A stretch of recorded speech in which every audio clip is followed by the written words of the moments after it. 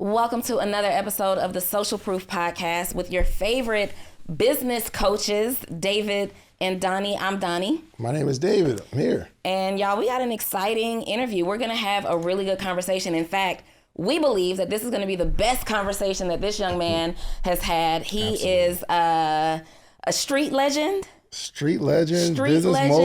Business mogul, corporate gentleman.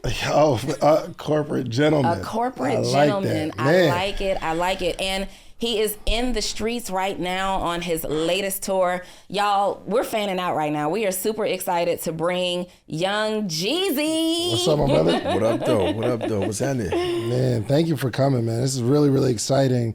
And it's more exciting because the world has seen your transition from music to finding the person who was bootlegging you. And I remember you had the streets on fire. They kicking down bootleggers and all that. Remember that? What? Yeah. We remember them days. Yeah. Business 101, I learned the hard way. Let the bootleggers help me out. For sure. Yeah, they did. They really did. Even though I felt like, because you got to understand, it was my first album. It got bootlegged maybe like 4 weeks before the album came out. Mm-hmm. So I thought the world was ending, but I had no idea that was like free promotion. When did you start to settle in like, yo, this is okay that I got bootlegged? Two things happened. When I realized that that's what I had been doing anyway. Mm-hmm. I gave away Streets is Watching with DJ Drama. I gave away Trap or Die, hundreds of thousands of copies. So this was nothing different.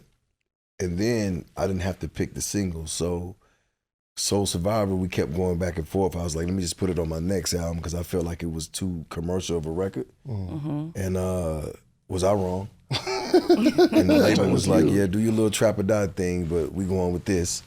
And it was the best free promotion I could have had because you got to think at that point, bootleggers were in every market. So it's like places that I couldn't even physically get to that were already up on the album and the music.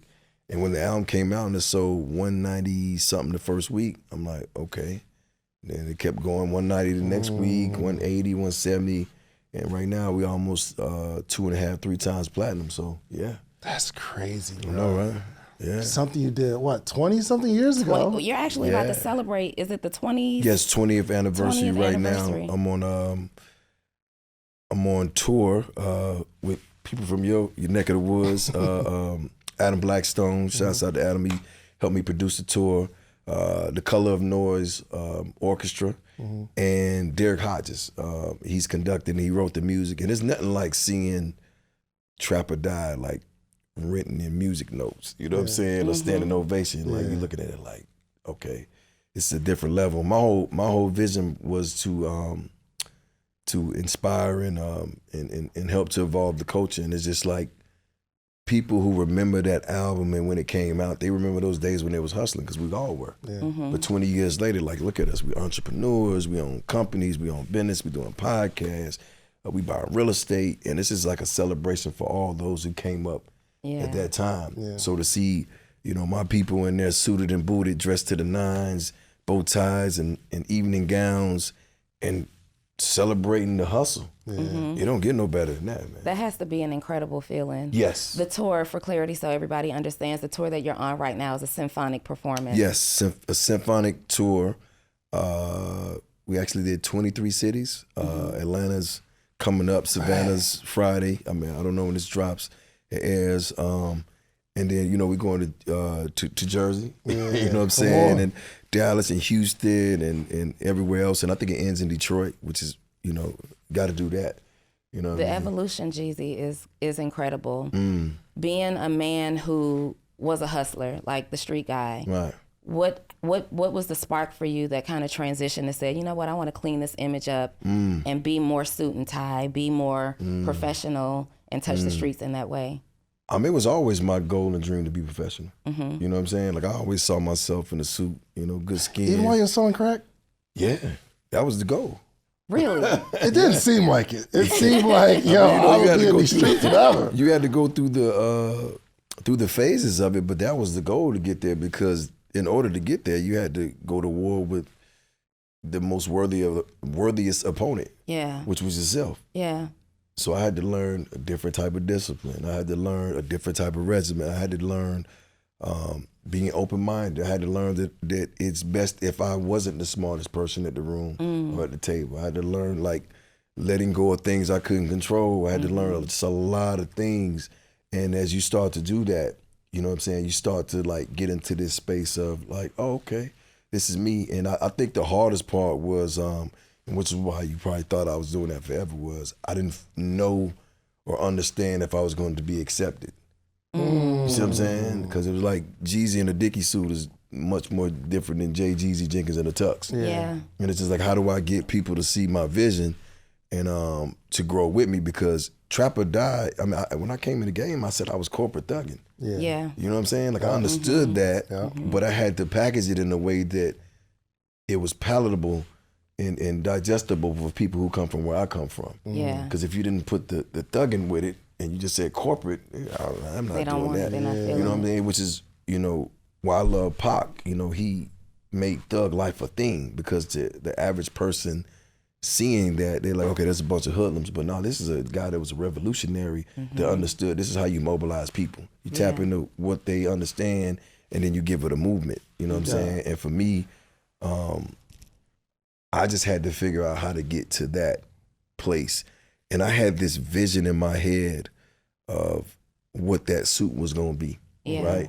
And I literally would dream about this, you know, when I wasn't having nightmares about going to prison. Right. You know what I'm saying? Because that was real. I used to wake up deep sweat, you know, just really hoping that wasn't my end all be all. I had a vision of myself in this blue suit that was pinstripe, white shirt, burgundy tie. And when I tell you when that came to fruition, what was happening to me at that very moment when I realized this is the suit, when I was getting pinned to be a part of 100 black men, which is something that I strive for. And what better man to be in a suit than one of the 100 black men? And I looked around and I saw hundreds of brothers that looked like me. That was happy that I was becoming a part of this. And I said, this was the vision. This is how it was supposed to happen. And they accepted me because I did the work. You see what I'm saying? I didn't just come straight out of the Dickie suit and put this blue suit on and just act like I'm a part of this. I went through trials and tribulations to get to a point where I had to go to war with myself. And obviously I won. And I got to the point where now it's like, not that I'm accepted, I gave myself permission to evolve. So I don't need no explanation. I saw this video of, it was Jay-Z, and I think like it was Damon, a bunch of people around him, and they was like out there yelling, and Jay-Z was sitting there like, and you could tell like, he was like, all right, this isn't me anymore, right? Was there a moment that you can remember? Because you had me fooled. I was a gangster rapper. I wasn't that, Infamous was my DJ too. Right. Oh, really? Oh man, I sold what was your gangster? Bro, I sold so much crack in my songs. I beat people up. I done shot so many people in my songs. It was crazy. But I just remember watching you, and I'm thinking, bro, I want to be that. I want to be a gangster. I want to do that, and that's what I want to be. But was there a moment that happened where you're like, okay, something's changing inside of me? Right. And I think it was all the moments. It was all of them. It was like getting home and making it home safe, going, damn, okay, I did it again. Let me see if I can do it tomorrow. You know what I'm saying? Or making it to Christmas and going, okay, well, I made it Christmas, so I'm not incarcerated. So, okay, that's good. Now, how do I, because it's every day, every second, every millisecond of the day, you know, your freedom in your life is up for grabs. You know what I'm saying? But I was smart enough to know that if I can make it to the other side of that, I can have a life and I can change the quality of life for the people around me. Like, you know, I grew up in my mother's trailer. It wasn't even bigger than this room for three of us, me, my mother, and my sister. You know what I'm saying? And it's just like, I knew that wasn't my life. Now, let me say this. I did grow up abroad. So I had an understanding of a world that most of my friends and peers at that time didn't understand. I was coming back to the hood like, man, there's beaches out there. There's people that talk different, that eat different food. Like my sushi game is impeccable. You know what I'm saying? One of my best friends, his name was Cole. His mom used to make us make our own sushi, you know, every time I spent the night at his house. So I still take myself on sushi dates. Actually, I took my daughter yesterday And I go at least once a week to just remind myself of that's what got me back. That was my moral compass, knowing the quality of life. And that's what gave me the light, because it was like, if I get stuck in the hood, ain't no more the things that I like. There's no more beaches. There's no more living. There's no more, waking up and just being like, okay, because when you're living from a place of scarcity and survival, that's a different life. For sure. You don't care about nobody but yourself. And I hear people say things like, oh man, he used to be this way and that way. Absolutely. 1000%. I'm all the things. But I gave myself permission to change, so you can't hold me to that. I was trying to stay alive, bro. Like you know how that go. Yeah. You know what I'm saying? Like if you stranded on the boat and on a raft, and it's just like, I'm trying to survive. I'm not trying to, I'm not worried about you. Just like you're not worried about me. Yeah. You know what I'm saying? So it's like, when people try to box you into what you used to be, that's what gives me the fuel and the strength to keep going, because it's almost like, that's the person you knew 15 years ago, bro. And then I would hurt somebody else for you. Yeah. I don't know if I'll do that now. I might let Big Mike handle it, but I'm not. I got things to do. I'm not. But that's the part I didn't like, and that's what the part that kept me going. And to answer your question, it's like, I knew that I had to go through these things to get to where I'm at. And I can tell you, most people don't want to face themselves. That's it right there. They don't. Yeah, that's some scary. You had to unlearn some stuff, Jeezy. Oh yeah, a lot. I'm thinking about our audience, they're entrepreneurs, and there's a lot of men specifically who are tuned in right now who have your history. Right. That are still very connected to the streets. Yep. They don't know how to disconnect, right? But they want to grow. They want to evolve. You had to unlearn some stuff. You talked about facing some challenges and going to war with yourself. Can you dig deeper into that process a little bit? Yeah, it was just like I had a bunch of unhealthy habits that was based off survival. Even the way I looked at things, looked at people, I didn't trust anyone. Like no one. I see that all the time. Like me and my dad relationship so tight now. He's at my crib, chilling, and like, it was a time where I didn't even trust him. Not that he did anything wrong, but just coming up the way I came up. You know what I mean? I was pulled from a life that I knew. I got put back in the hood, and I was forced to survive. You know what I'm saying? Because my parents got divorced. My dad had to go back and finish his duty as a Marine. And now me and my mom and my sister back in the neighborhood, and I'm learning quick that the most aggressive, guys in the hood are the ones that are eating and running it. It's like being put back in the jungle as a lion, and you was at a zoo. You know what I'm saying? And now you back out here in the safari. It's just like, oh. And I had to learn quick that, because I went that route. I was just, my stepmom just said it the other day. She's like, how sweet you were when you was young? I was like, nah. And she was like, yeah, I used to always be worried about everybody else. But I went from that to being a straight up menace, because I just want to survive at this point. And the more that went on, I started to see things that I didn't understand. Like one of my first real friends who taught me how to hustle, Marcus Clemens, I talk about it in my book. My auntie taking me to school one day, and then she said, Marcus got shot. I said, okay, well, cool. I'll see him when I get home from school. She's like, nah, baby, he gone. I'm like, gone where? You know what I'm saying? Like, I'm not processing the fact that you can lose your life. You know what I'm saying? And then I'm seeing my uncles and my cousins and, people that I, respected, like they're going away to prison. And I'm like, when he coming home? It's like, baby, he got like 20 years. I'm like, where 20 years? They telling me college. That's not what it is. Right. So now I'm starting to pick up on this, and I'm going like, oh, this is real. And if I'm going to keep going this way, I'm going to crash out. Because so now I got to be smart. Yeah. And so now I'm becoming a student. And if I could quit my job today, I would be a full-time student to learn. So where people thought that there wasn't any value in sitting down and talking to older people, I took it upon myself and was very intentional about sitting around people that were older than me and just listening and just understanding what they went through, because there's always some gems in everybody's story. And I'm like, tell me about that. How did that happen? What'd you do? So now I'm staying curious. And that was my playbook. And as I got to get smarter, now I was outsmarting people, you know, and it's crazy because me and Master P had this talk one day. And he was like, yeah, see, Murder was the savage, but I was the thinker. And that's how I felt. I was the thinker, you know what I'm saying? So I was able to like get all the older guys, and the statute of limitations is up, so I'm gonna say that. I was able to get all the older guys in the hood's money and be like, yo, I'm gonna go see my people, you know, on Friday, and I would take their money, you know what I'm saying? So now I'm not nickel and dime, but I'm taking their money, but I already got what they need. Yeah. I just go sit at my grandmama's house and hide out for, you know, a couple of days, and they act like I went out of town and came back, give everybody, and now everybody love me because I'm building trust, I'm trustworthy, I'm looking out for people. And now I'm elusive, and I got mystique because I ain't hanging on the corner in the block no more. You know, I'm playing basketball. I'm you know what I'm saying? I'm doing, you know, kid stuff, but I'm making real money. And I would What age is this? What age this is about 16.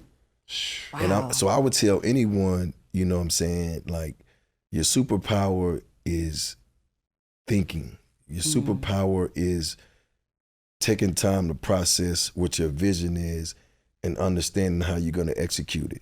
And even if you don't have all of the information, ask somebody you trust, because somewhere in there, the footprint of how they got to it will help you. There's a lot of things you can do with $500. I mean, you can have a night out with your significant other.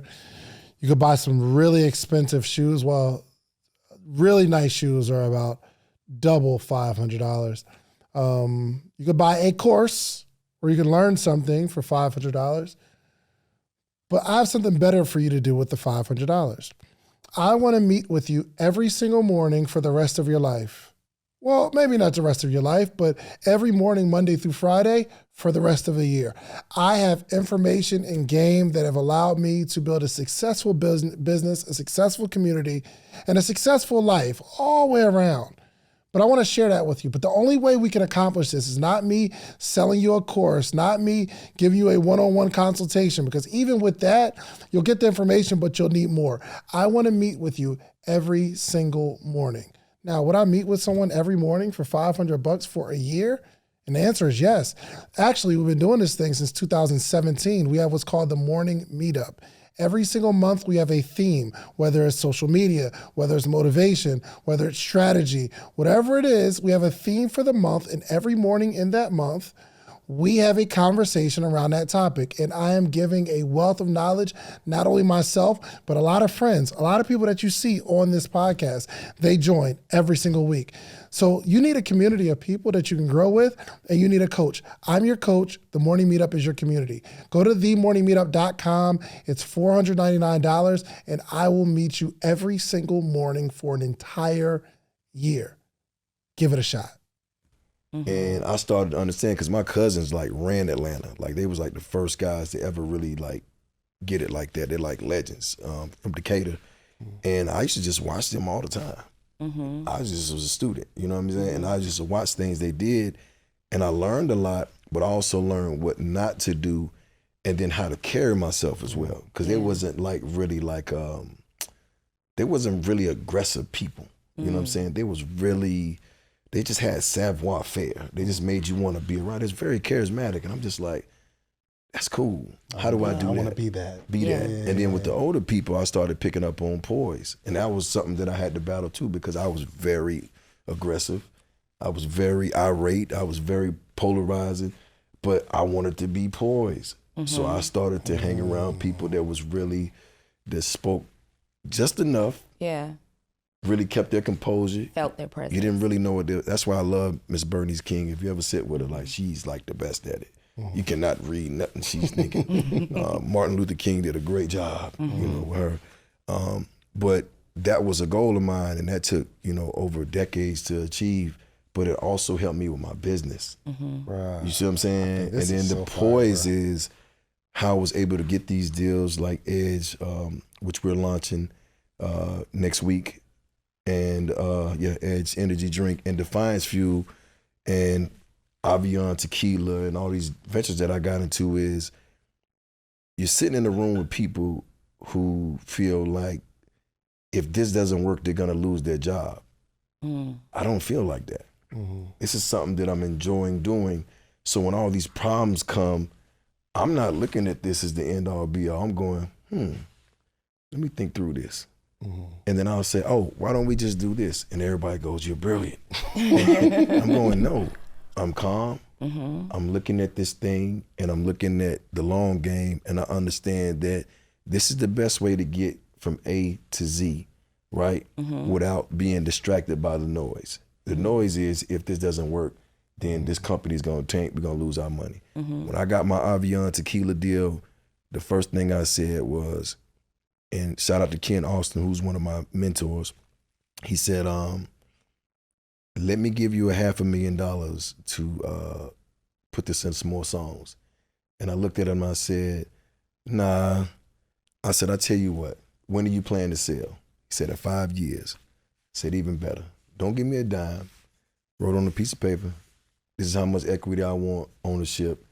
I'll see you in 5 years. What year is this? This is 2008.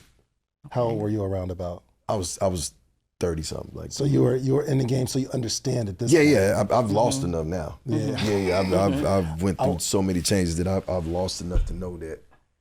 And I asked enough questions. Yeah. Who was your first teacher? Who was like as you start coming in, you're like, oh, I'm understanding. Who was your first teacher in the game? Well, I'm gonna be honest. I have many teachers. I still to this day. I mean, I'm not ashamed to take any information from anybody.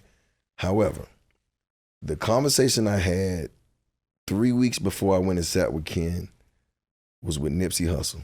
We was sitting in New York and we was having dinner, and he was telling me about Bitcoin, which I thought he was crazy. I was like, ain't no way in the hell I'm doing that.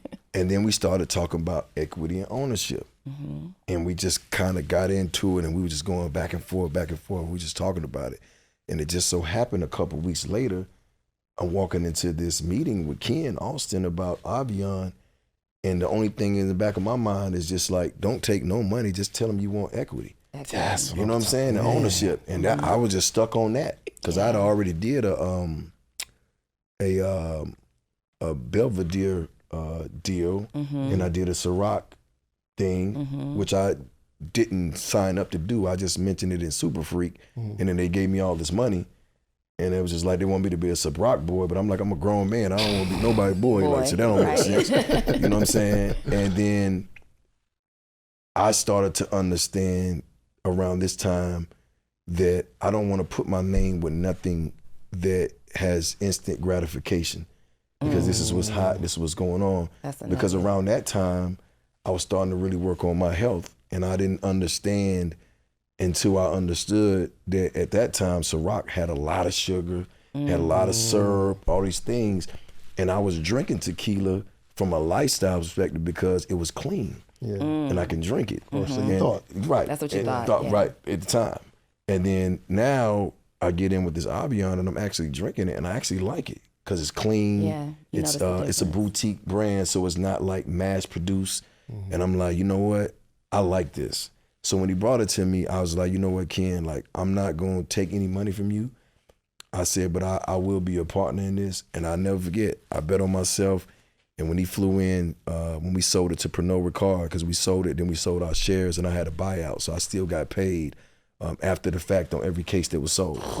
You know what I'm saying? And that was based on the conversation me and Nip had. That's crazy. Yeah. See, if you say like, yo, I didn't take the money, I wanted equity, people get excited. But if we don't know you had a conversation with somebody and you got some game and you actually applied the game in that conversation, bro, that's major. Well, I had been hearing it, but I didn't understand it. And then I guess by being Nip, I wasn't scared to ask the questions. That's it, right? Because I felt like he was safe. Yeah. Because, me and Nip, we barely talked music. We like traded books and talked about different stuff we was into and stuff like that. And that's the thing. People see your avatar.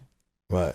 Aggressive, thug to the streets, but you're saying a whole lot of stuff that's like you're hitting a whole lot of points. You went through a part where you were focused on your health journey. Right. You said you and Nip were sharing books back and forth. What were some of the books that you remember sharing back and forth with him? Oh man, just man, it was just so many. It was just different ones, but I think I know The Secret. I know.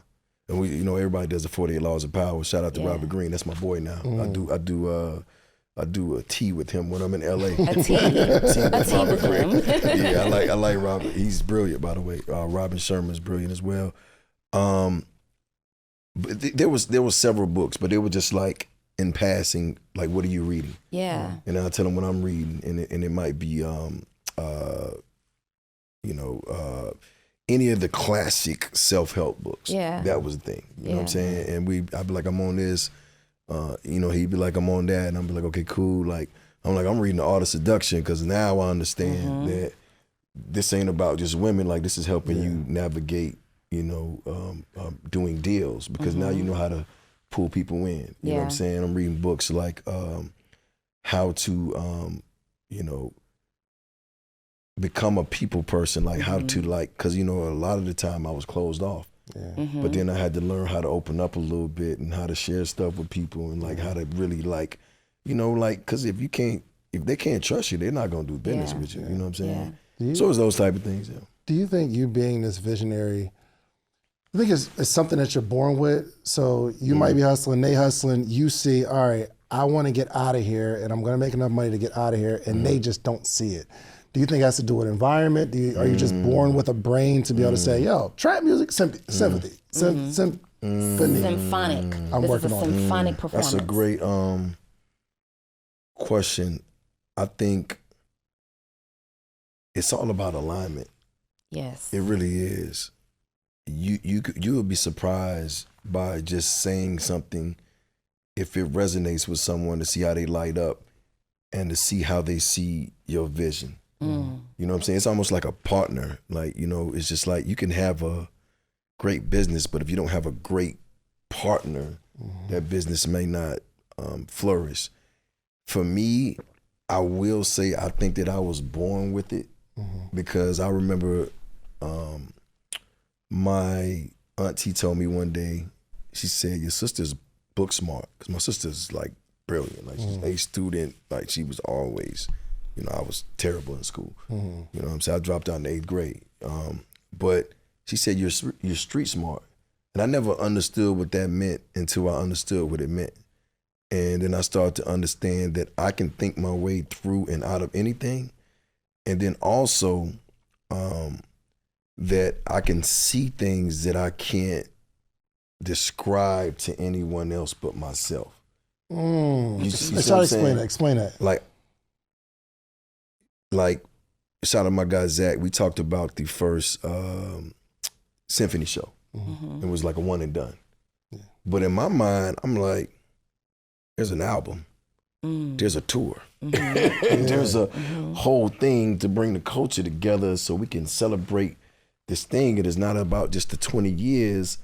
It's about celebrating my people as well, because they're going to be in a different place than they were, because they're open to this. They're open-minded. They're coming. They don't even know what they're coming to see. Most people think a symphony is going to be boring. You're going to sit down until they get there and realize that they never even sit down once they stand up. But I saw that.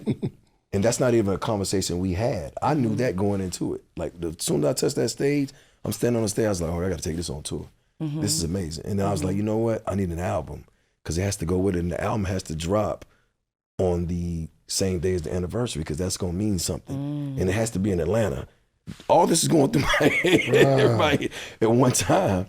So it's hard to explain, but then I learned that you can't really share all this with somebody at one time, because they'll discourage you. And once you share it, it takes away like 50% of that thing you got, because it's in you. And I learned, they don't understand it. You like, hold on, maybe it isn't clear. And you like, you get discouraged. Dang, that's and just to go back, just to double down, I remember we put Streets is Watching out, and we passed out all these CDs at the Birthday Bash, which is Atlanta's Summer Jam. And I knew that we had to just go there. All the hottest artists are going to be there. Everybody's going to be there. If we can give out, it's 30,000 people, 25,000 people in the audience. If we can give out 30,000 CDs, we're going to get some traction. So that was the goal. We gave out 30,000 CDs. Now we're getting traction. Then we're going to all the hottest nightclubs. You can't leave the club without us getting a CD in your hand or putting it on your window. So now I get my first show with this club. It's for $200, but who cares? Right. I'm getting traction. And I go, I need to do another tape. But this tape is going to have a release date. This tape is going to have some visuals, and this tape is going to have a documentary. because now people are starting to gravitate to the music, but they don't know what I look like. You know what I'm saying? They don't know who I am. So that's how the Trap or Die and the Trap or Die DVD came. Because I was like, I got to put something with this. Yes. And I remember sitting in the studio with Jazzy Fade, Trick the other day, like, man, this is the dumbest shit ever. No. Why are you giving away your music? It's crazy. And I didn't think that far. I just saw the vision, so I done it, which was great because I wouldn't be here if I didn't do it. And those songs still resonate.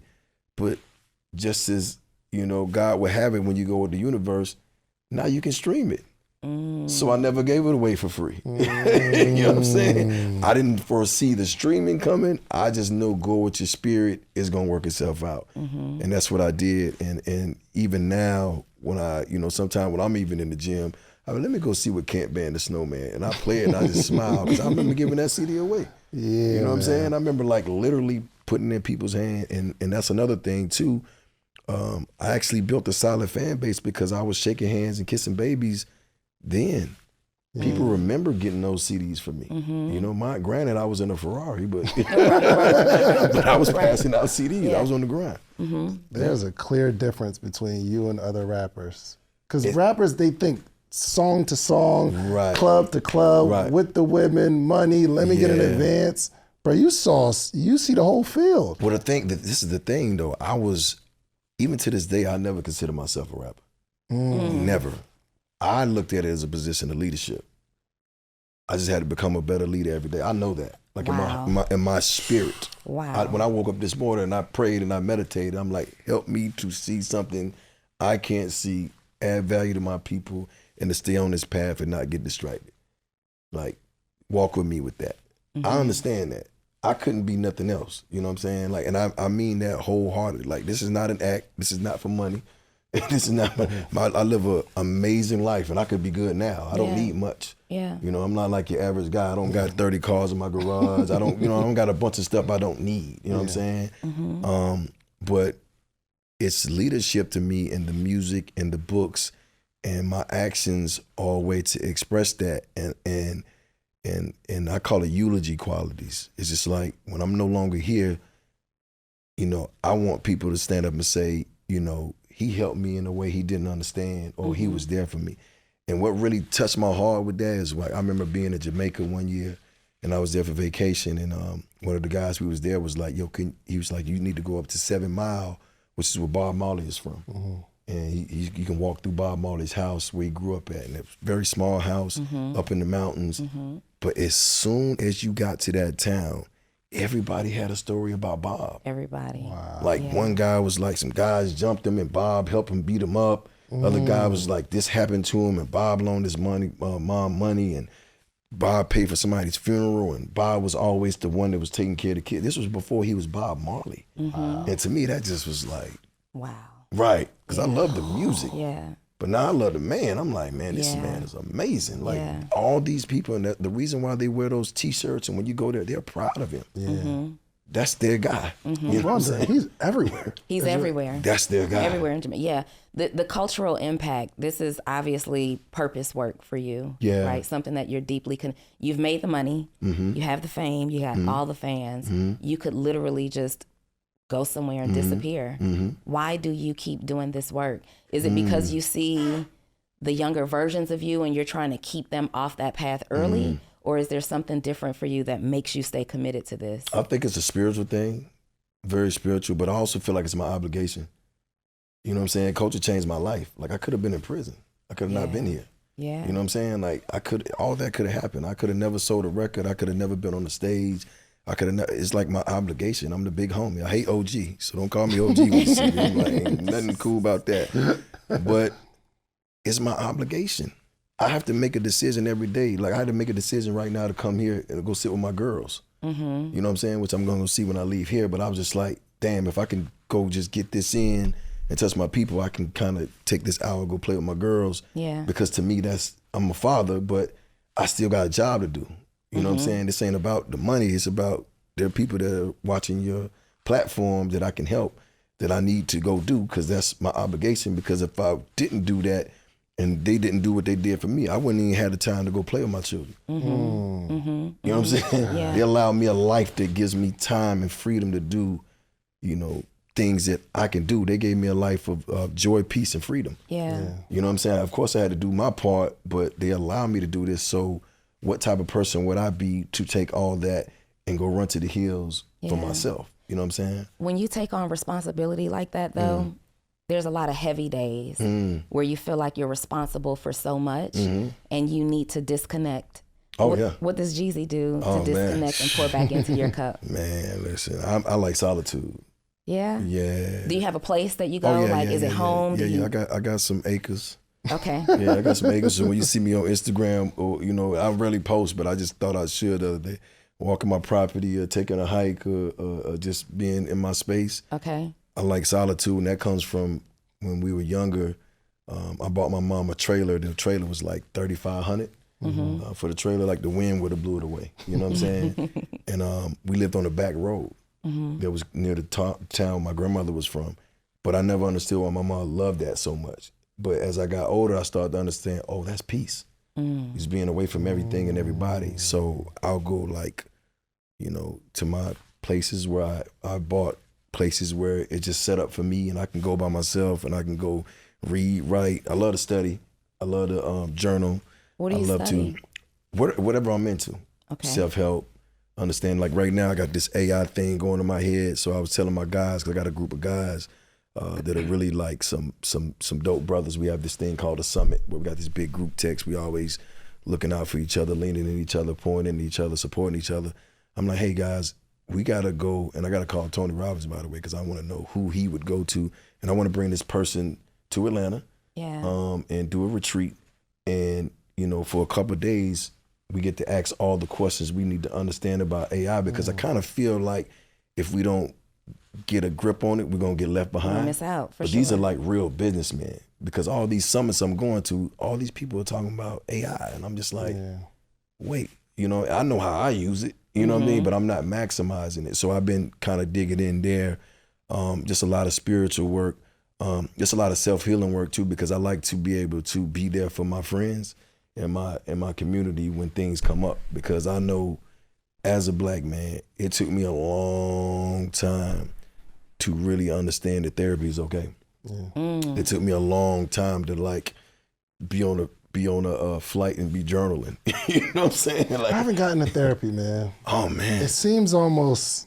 Man, I don't know. Talk about that. I've been trying to get this guy in therapy for years. Do you journal? No. I mean, that's a start. I sit with my thoughts sometimes, but here's the thing: I don't know how therapy will. If someone's asking me questions about my feelings. Well, it's not even them asking you questions. It's you having a safe place to talk about and process things that might have happened that you might didn't understand. I had a lot of things happen to me when I was younger that I didn't understand. Just from a family dynamic of being put back in a situation where this is the norm. And I didn't understand that. Give me one thing that you like through therapy, you were able to untie the knots and say, yo, okay, I feel free from this now. Well, I had people that I felt like there were the adults in the situation that did things to me, not like crazy things, but like stole from me, took from me, tricked me, manipulated me, lied to me, which was one of the reasons why I didn't trust nobody, especially, people who are supposed to be looking out. And that, as I got older, because it hits you about 30, 35. And I started to understand, why don't I trust my friends? This is crazy. Yeah. You know what I'm saying? You were calling people friends that you had no trust for. Right, because now it's transactional to me. You know what I'm saying? It's a one-off. I'm like, all I got to do is just sit down and have this conversation with you. I ain't got to see you no more for 4 months. That's what I'm thinking. But now I love, I call my friend, man, what are you doing, man? Come over here. Let's hang out. Let's, just talk and just, now I'm comfortable. I used to be like my dad was sitting on the sofa, I go sit over there. You know what I'm saying? He ain't never done nothing to me, but it's what happened to me in the past. Yeah. So through that therapy, they were able to connect to the issue today. Worlds, and then I can have a conversation, because he might look at it like, I ain't never did nothing. My dad's a great man. You know what I'm saying? He's a solid guy. But I can tell him now wholeheartedly, it had nothing to do with you. It was more so me. And then also it gives me grace with other people when I'm dealing with other people and they're acting the way, and I'm like, okay, he got some things going on. Let me give him a little space, and then let me let him know it's cool.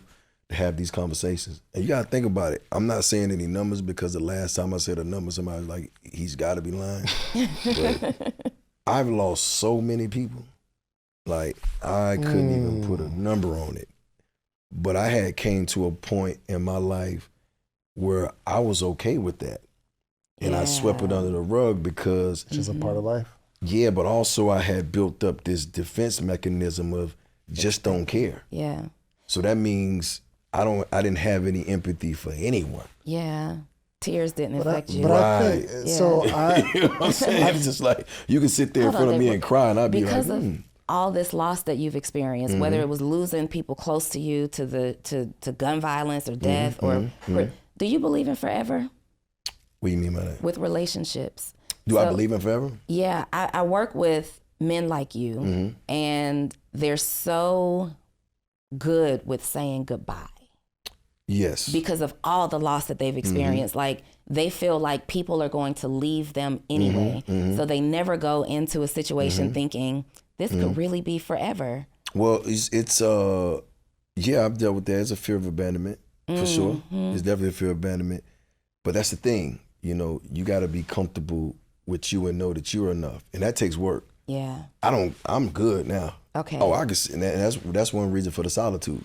Okay. When you go and you sit in the mountains with yourself for 5 or 6 months. Yeah. And it's just you and you dealing with you and you don't need anybody else. When you come back around full, and I'm not saying everybody can do that, but you know, I took a solo trip. I take solo trips all the time now, but I would never do that.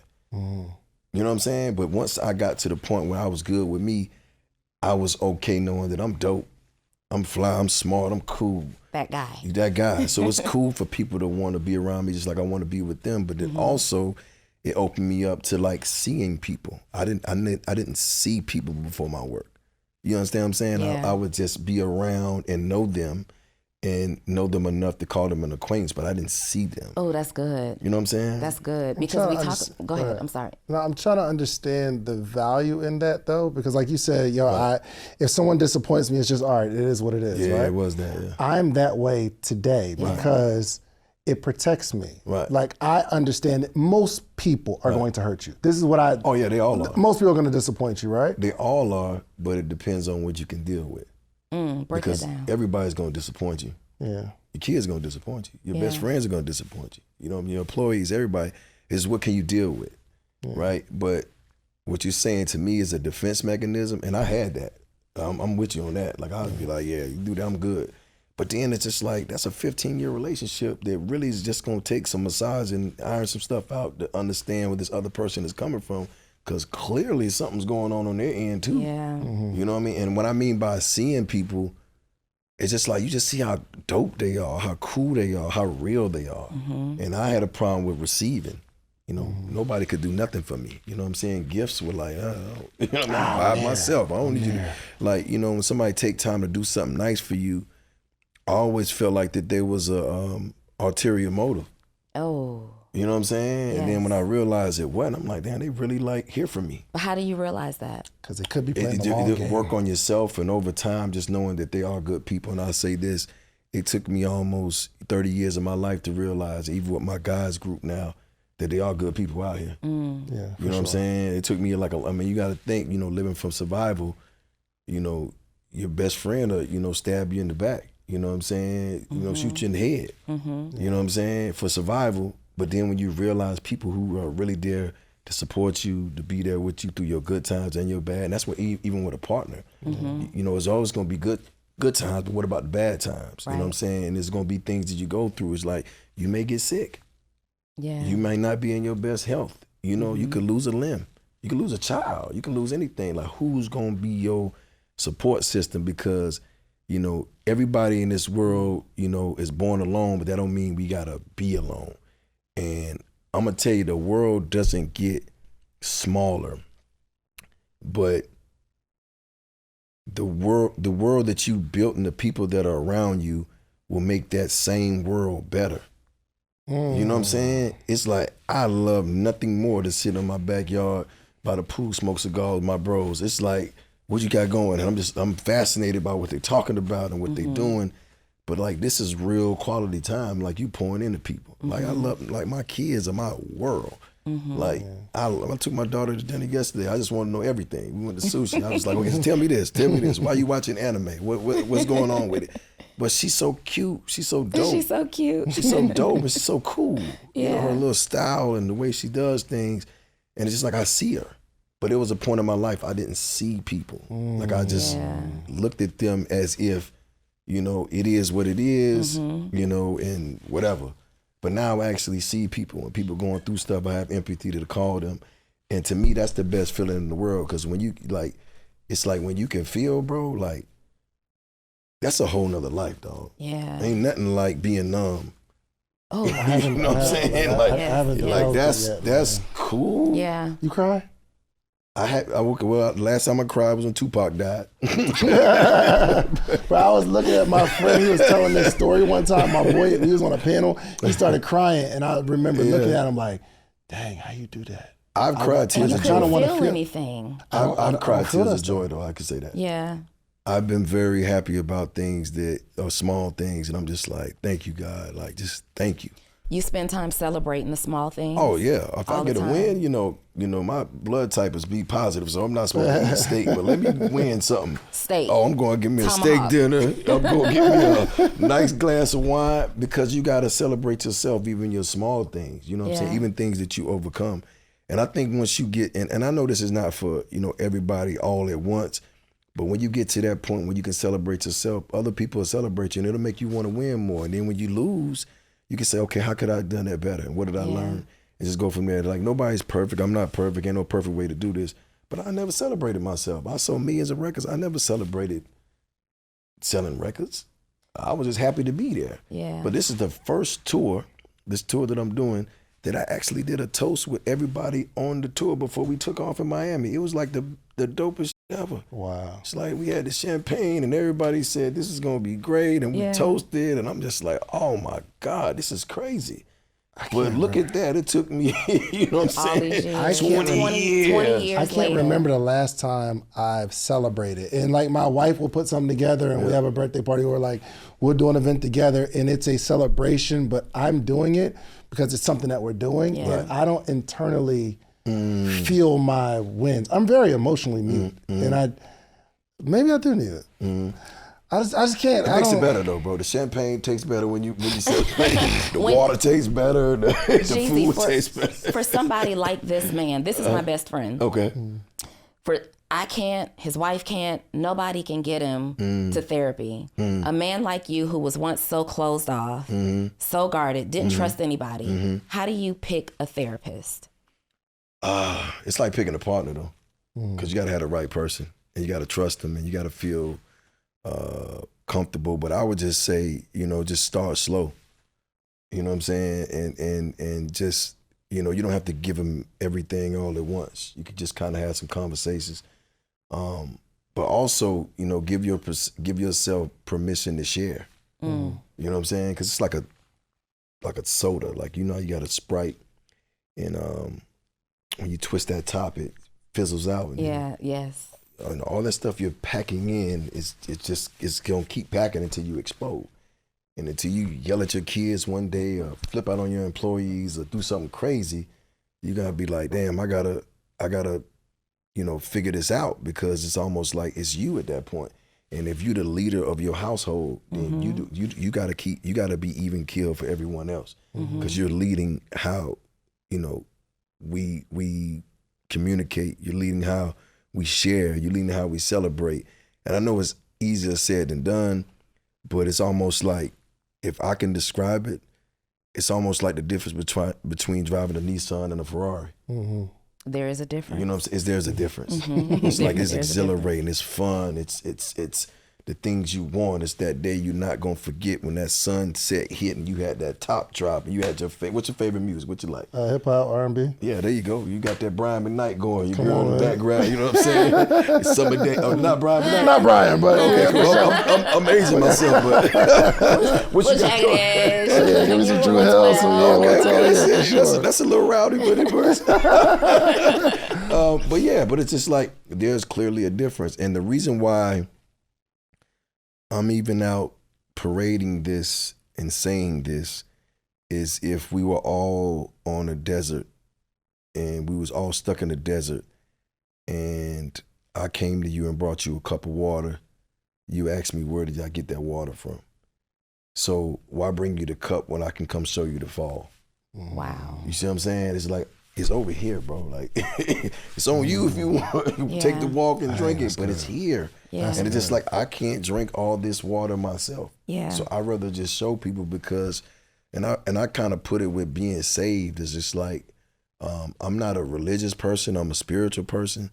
But if I had this awakening where my life was a certain way with all this turmoil and all this bad energy, and I just had this awakening moment, and I just started to see life through a clear lens, which is why even now, like I used to keep shades on all the time, but it's like I want people to see my eyes. I'm happy. You want to be seen. You know what I'm saying? I want to be seen. I'm like, I don't want to hide behind. You're not hiding. Yeah, I've never seen cool, but other than that, you know what I mean? Like, see me, you know. And I love when I'm out and I greet people and they like, yo, how you been, man? I'm like, I'm good. And I read vibrations better now, energy. I can tell when I don't want to be around somebody because they got negative energy. Yeah. You know, before I would get in there and spar with them. You know, you ain't tougher than me. You know what I'm saying? You ain't smarter than me. You ain't realer than me. But it's like, nah, I'm cool on that now. Let the energy be bad. I'm like, yeah, I'm gonna go ahead and roll, bro. Like, I'm cool. Yeah. I'm trying to get back home to these 1,000-count Italian sheets I got in my bed. You know what I'm saying? See what that's like. This symphony, bro, is starting to make sense. When I saw it, I was like, that's a cool idea, because it's like two different worlds and it's kind of merged. It's just a cool idea.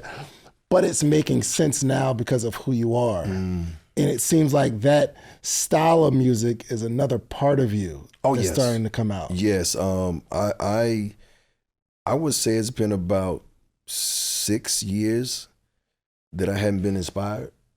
Wow. Like musically, yeah.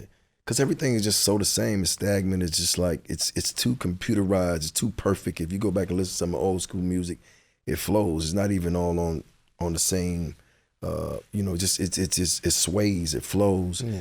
And hearing, you know, I listen to classical music in the morning when I get up, and acoustic music just to set my tone for my day. Of course, I get the good stuff in when I'm in the gym, but it's just like when I get up, I just like it calm. Frequency music. Yeah, it just kind of just, you know, it just. Jeezy, do you believe in manifestation? Absolutely. Oh, you do. Yeah. You're speaking my language, all right? Because the thing is, it is what it is. Everybody's learning. Everybody's trying to figure it out. You can think it is. You can think it's not. You can think the world is coming to an end, or you can think the world is just beginning. Yeah. It's all in your head. This is a story you're telling yourself.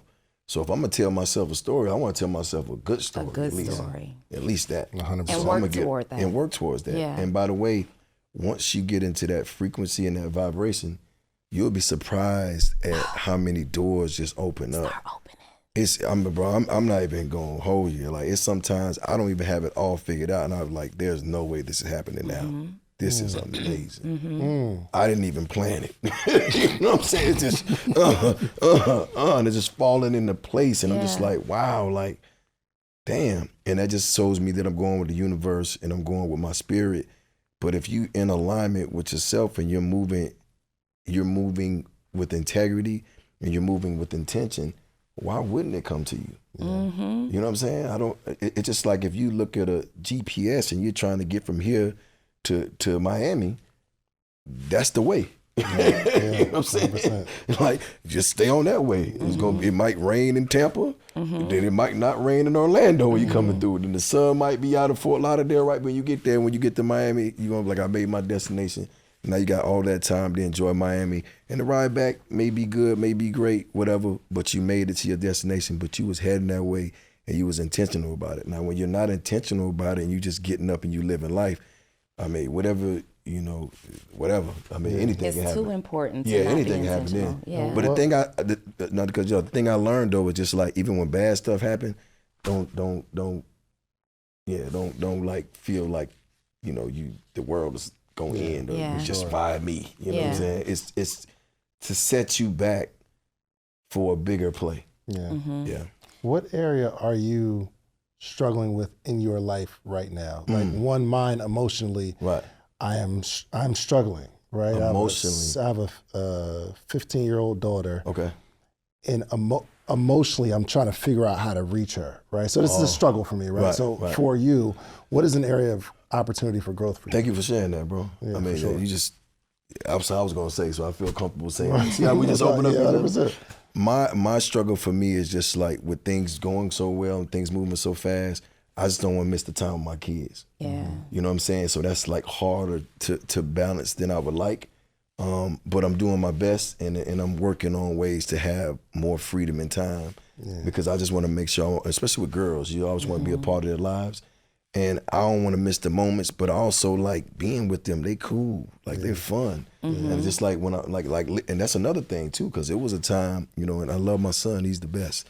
But it was a time even with my son where, you know, I just had to go do what I got to do, and he would understand that because he's a young man. But with girls, it's different. And with my journey, now I feel it. Yeah. When that door closed on the plane, sometimes like, oh, you know what I'm saying? Like, I want to go home. Right. I want to be with my babies. Like, I feel it. Yeah. You know what I'm saying? And to me, that's like, I never felt like that before. It's scary as shit, but it's real. And the issue is, as an entrepreneur, visionary, you keep doing stuff that causes you to be away more, right? Well, this is the thing, though. This is the second half of my life. I'm aligning myself with things that give me more time, that are more impactful, right? That serve my purpose, that I can build and help build the next generation of leaders so that they can go out here and take the baton and I can be more of an advisor. You know what I'm saying? I could be more of somebody like the people, the way I call a Robin Sherman or T.D. Jakes or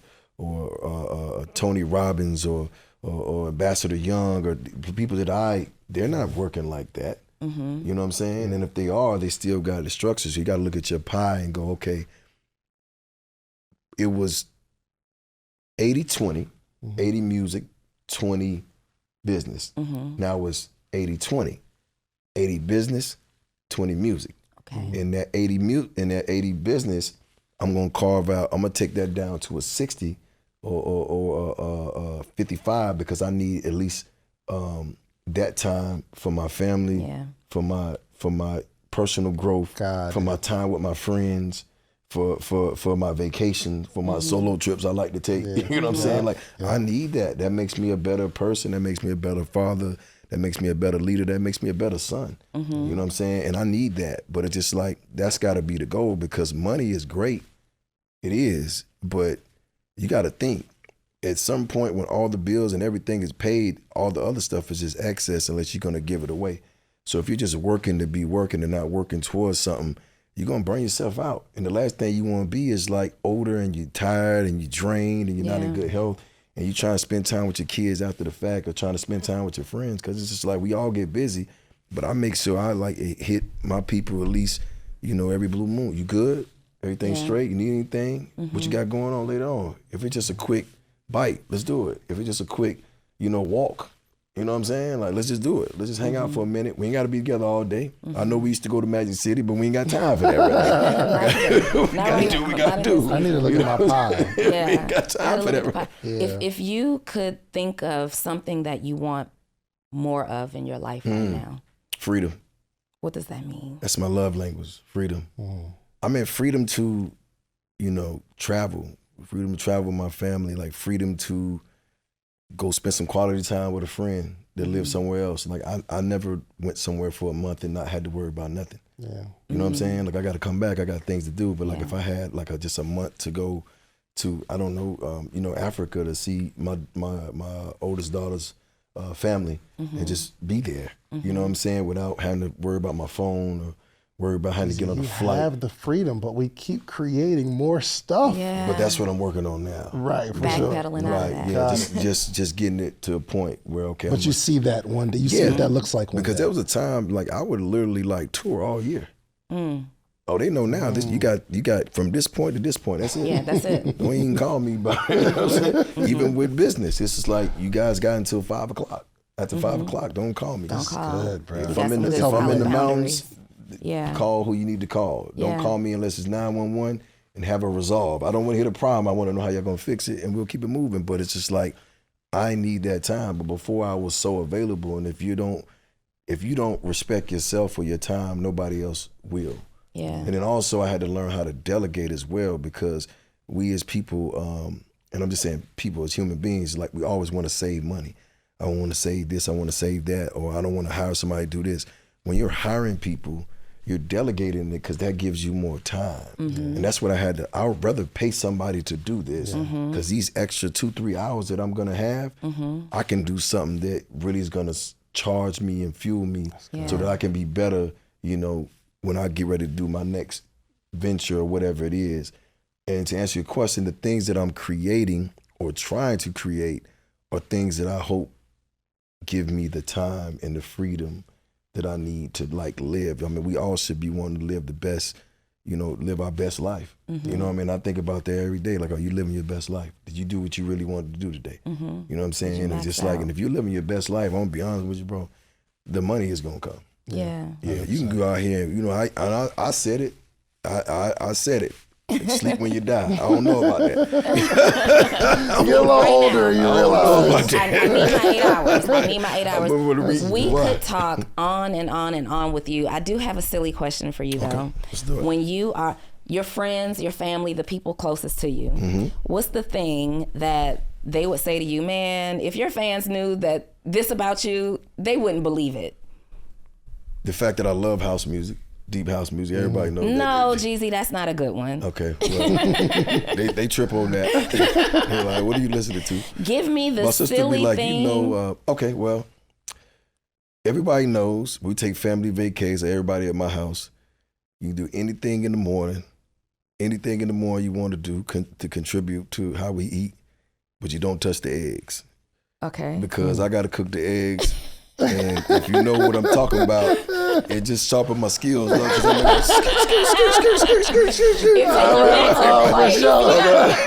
daddy had the eggs laid out. He's like, they're up there for you, Bubba. I was like, I got it, baby. Jeezy is on the eggs. All right, what can we expect at Thug Motivation 101, the symphonic performance? For one, I need you guys to pick up the copy of the album that comes out July 26th. I don't know when this is airing. Before this that. is a symphonic version of the album. Thug Motivation 101 will be available. Make sure you get that. But what you can expect on this tour in any city you in and you need to pull up is an experience that you will never get because you will be partying, you will be celebrating, you will be rejoicing for yourselves because this is 20 years of celebrating you, right? I'm just the guest of honor. And I just brought the soundtrack. This is your party. Yes. It's definitely my soundtrack for the last 20 years. Yeah. For sure. Yes. Yo, are you I was a gangster rapper too. What was your gangster name? Donnie. Oh, I was Donnie. No, but when sounds like I a bank wrote robber, Donnie, when I wrote my rap. Oh, you serious? For sure. Oh. Absolutely. When I wrote like your verse on Love in This Club. You got a verse there? I do. I do. You've heard, we got a song called Co-Star that I wrote as a, being inspired by your verse on Love in This Club. First of all, you are my favorite solo rapper of all time. Oh, I received you that. are the GOAT. When you are on a song, you can literally see your lyrics playing full out. Yes, so to see you take this and put symphonic music behind it, I can feel the energy and we're not even there in the room yet, 100%. Right? You've just done an outstanding job, Jeezy. Your legacy is going to live forever. I believe that Thug Motivation paved the way for so many artists still to this day. And you know you are that man when today your music from 20 years ago sounds relevant in this time. Yeah, and your song just went viral from, like I was watching that Breakfast Club interview and you were saying that the song with Akon, Soul Survivor, they were saying that it went viral on TikTok. It's viral right now. First off, he wasn't even born when he was out. He was like, yeah, that song. He said, there's a song going viral. He said that today. That is that's longevity. My daughter said, I don't know what to tell you. I guess you're famous now. You're on TikTok. I was like, whoa. You're on TikTok. How does that make you feel, seeing the people dancing, the influencers making up? I called Akon. Well, he actually hit me, and I was just like, bro, 20 years later, would you imagine? That's nice. And I've been in rooms and board meetings where people try to come up with these ways to get into those worlds. And I kept saying, no, I'm just I'm good. Yeah. And for it to happen organically, that's all you can ever wish for, because it wasn't something that I even had to do. But I did have to have somebody sit there with me, explain to me what was going on. Because I didn't understand the challenge. But shout out to TikTok, shout out to everybody posting. You asked me what has been my favorite interview. I'm not just saying that because I'm here. I feel like I'm in my living room right now talking. This was crazy. I did not expect this walking in. And you guys do an amazing job. Thank you. Wow, Thank incredible. you. Thank you, man. We appreciate it. You know, he already said, are you going to ask him? Am I going to At least. I mean, it's only a yes or a no. Jeezy, can we get some tickets? Oh, I tell you what. Can we get some good tickets? I'm gonna tell you, all the good tickets are gone. Okay. So I'll holler at Miss Naima. If we got it to spare, you got it. That's what's up, Miss Naima, we just need 4 good tickets. Yeah. We going anyway. Yeah, we're gonna go regardless. Yeah, for sure. No, we're going going regardless, whether we can get tickets from you or not. Okay. But if we were able to say that we had Jeezy on the Social Proof podcast, he felt like he was in his living room. Yep. Favorite interview so far of all time, and then he gave us some tickets. Yeah, that'd be great. The you definitely used to be a gangster rapper. Then he gave us the tickets. Man, appreciate you so much, my brother. for Thank you guys for having me. Yeah, do us a favor. If you could just, last question. One is, where do you see yourself in the next 5 years? I want to be able to watch this 5 years from today and say, Jeezy saw that 5 years ago and he did it. And then you can close this out with a word of wisdom. Next 5 years, I would just, hope and pray for more freedom, just more understanding of who I'm becoming, and also my impact. I mean, it's my dream to impact 100, million lives, while I'm here. And I just want to get closer to that goal. And I just think what's going to allow me to do that is having the freedom to be, creative and be in spaces and rooms that I wouldn't normally have the time to be in. You know what I'm saying? So if that's mentorship, giving back to kids, shout out to the Urban League of Atlanta. We're doing a young CEO program with them. That's going to be amazing. Shout out to El Presidente. Also, shout out to LISC.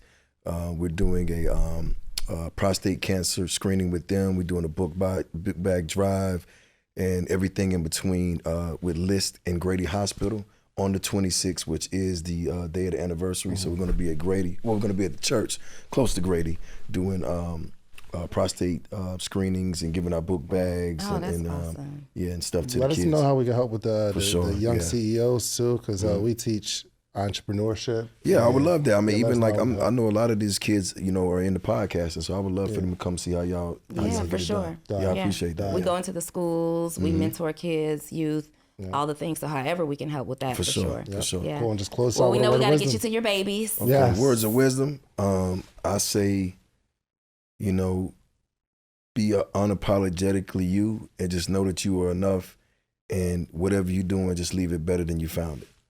There it is. We love it. Sure. This has been another episode of the Social Proof Podcast. Check out the Thug Motivation Symphonic Tour in a city near you. Yes. Travel for it. It doesn't even have to be in a city near you. Travel for it. In the comments, I need you to drop your favorite line from Jeezy of all time. Not the song. I need you to be a real Jeezy. I'm what you want. I'm what you need. He got you trapped. She got it. We'll see y'all next week on the next episode of Social Proof. Bye. For sure. No, appreciate it. This is Thank great. you so much for Absolutely. that. Absolutely. You just watched this whole episode. If you like this episode, watch this one right here. Click right here. You're going to like this one if you like the one you just watched. Check it out.